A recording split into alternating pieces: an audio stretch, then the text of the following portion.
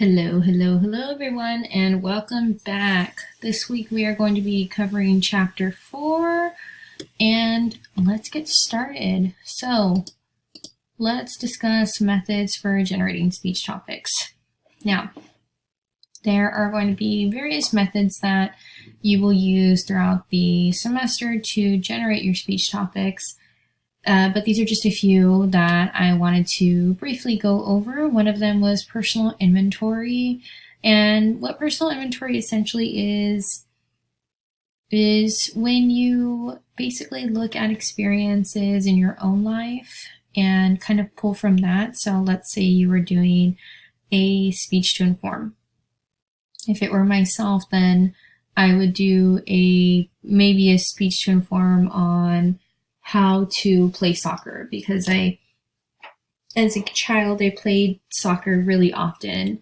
Or if I was doing a speech to persuade, then I would maybe do something like, let's see, what's something I firmly believe in that is non-political? Let's see. A speech to persuade on why you should set at least an hour to an hour and a half a day to enjoy yourself. And I know that sounds a little bit vague to some of you guys, but basically what it means is that you're making sure that you're taking care of your mental health, whether that could also mean physical health for some of you as well, but that you're just doing something that makes you happy, that pulls you away from electronics and really lets you exercise different parts of your mind or body that you aren't able to typically in your day. So again, personal inventory, you're just pulling from experiences in your own life or interests that you might have. The clustering method, which is an activity that we are going to be going over at some point this semester, actually this week, is going to look a little something like this. This is the clustering method. So if you see here, we have the handout's going to look a little bit different online, but this is just a handout that a student had submitted at some point. For their box of people, they wrote down Hunter Pence and Beyonce events, Cinco de Mayo and Christmas, natural phenomena, earthquakes, and global warming.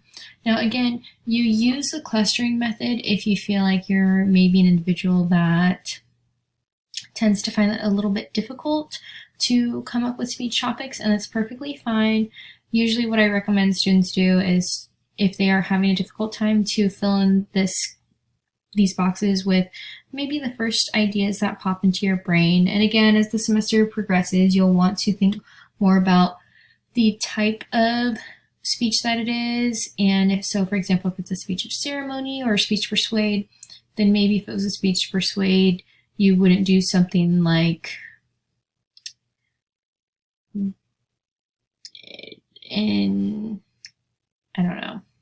earthquakes, because those aren't really persuasive, they're more informative, right? So again, this is just a brief overview of what that assignment actually looks like when it is filled out. It's going to look a little bit different on the handout that I provided you this week, but again, just give that a look.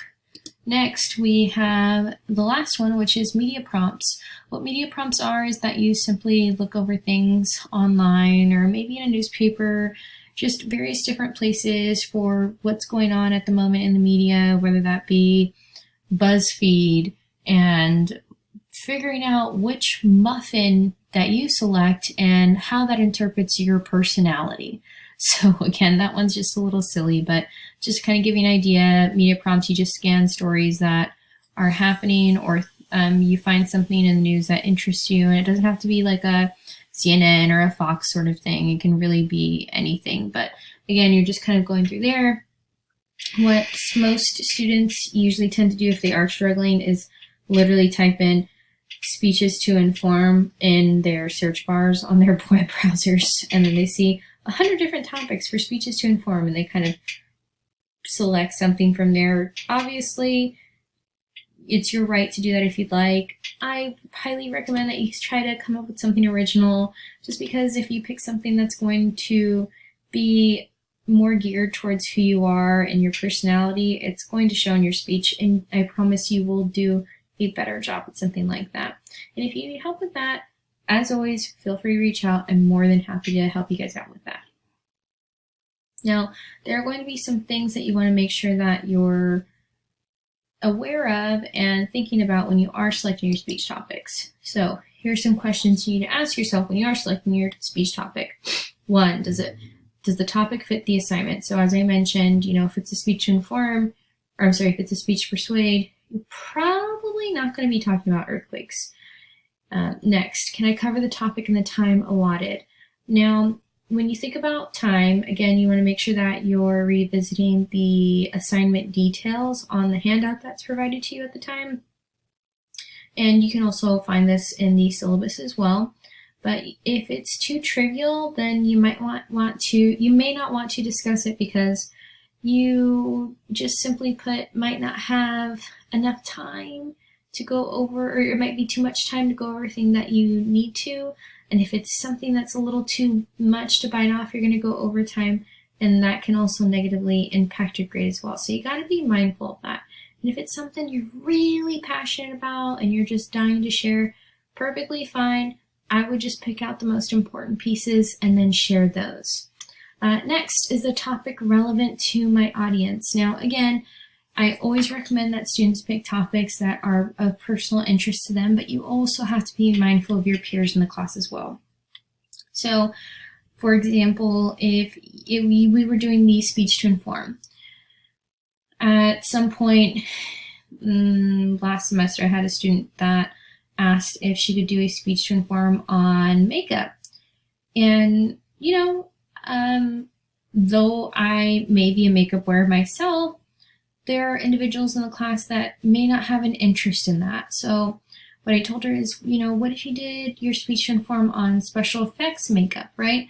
So, that's a little, not necessarily directly relevant to everyone in your audience, but it's something that most of your peers in the class can relate to and kind of pull from. So again, there's little tweaks and things that you can do to your potential topics to make them be of interest to everyone. Again, is the topic too trivial, right? Are you talking about recycling and why it's important? Well, everyone knows about recycling, and everyone, I would hope at this point in their lives, knows why it's important. So again, just be mindful of that. And finally, why would I want to speak about this topic? If at the end of the day you're selecting your topic just because you're telling yourself, you know what, I need to pick something and start it, it's not necessarily that it won't end well for you when you do your actual speech delivery, but the passion that would have or could have potentially have been there is not going to be present, and that's definitely going to show throughout your speech delivery. So just be mindful of that and really ask yourself why you are selecting that topic.